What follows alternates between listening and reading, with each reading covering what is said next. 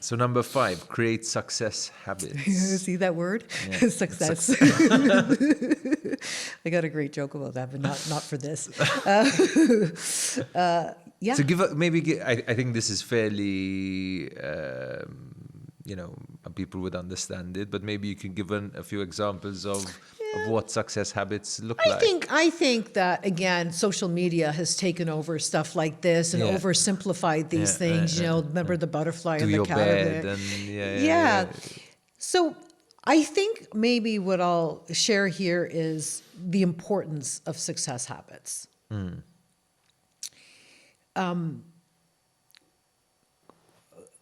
The AI, if you want to call it AI, our brain, the intelligence, it's not artificial. The HI, I guess. The HI, the human intelligence, it learns. Even AI actually learns on itself, and it keeps learning on itself. And human beings, we habituate. We may feel anger, we may feel laziness, we may feel, I'm just coming up with some of the common ones, or confusion or whatever. And I'll hear things like, I'm an angry person. And I'll say, you're not an angry person. You're a person that behaves and responds often with anger. It is behavioral. They take it to a level of identity. Mm-hmm. When you take it to a level of identity, that's a whole other ball of wax, can of worms, right? But it does feel like that for some people that have this. It's another one that comes up quite often, actually. And there's a lot of things to be angry about, truthfully. If you look around the world and you want to get caught on that and set your raz onto that, there's a lot of things to be angry about. And what happens is we habituate, and we create a habit then of finding things to be angry about.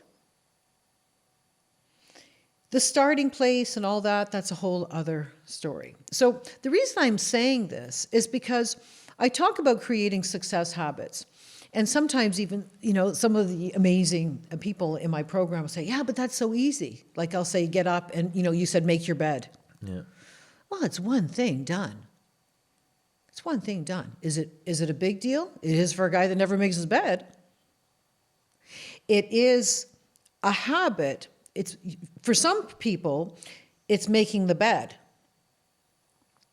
For me, it is the validation and evidence procedure that is required that you are telling yourself that you are going to do something and that you will do it.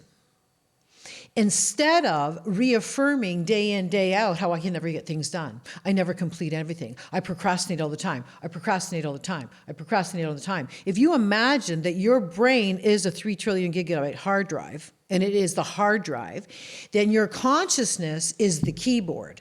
And whatever you punch in, it goes right to the program. Period.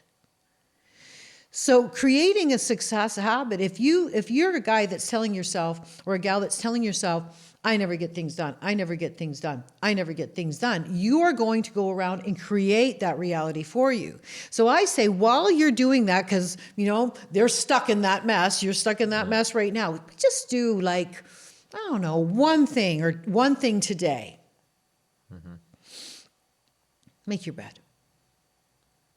And then tomorrow, make your bed again.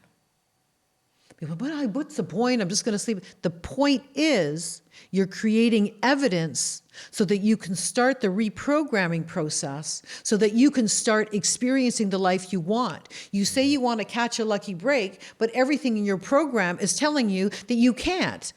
So this is how you start to create that new reality. Yeah. It's one of the things. Get up every morning and have a glass of water. It's good for your health. It's whatever, depending on what your goals are, every day. And every day that you do it, put a little notch on a sheet of paper on the fridge, or just carve it into your fridge, whatever you want, okay? But I say a piece of paper works around, right? And put a little tick on your fridge. And every day that you do it, now you remind yourself that, and you have a visual. Every day at 8 o'clock in the morning, I have an alarm that goes off. I have a lot of alarms. I've used alarms a lot in my day. I have an alarm that goes off every day at 8 o'clock in the morning, and it says, "Come on, universe, show me how good it gets." Every day.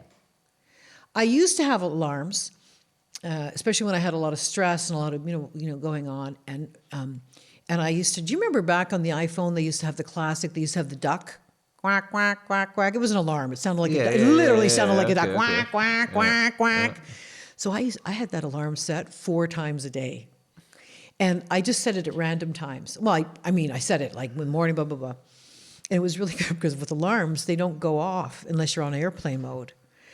And I'm telling you, or they go off. They don't turn off.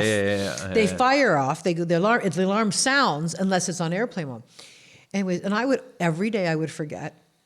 And I'm telling you, 9 times out of 10, that alarm would go off.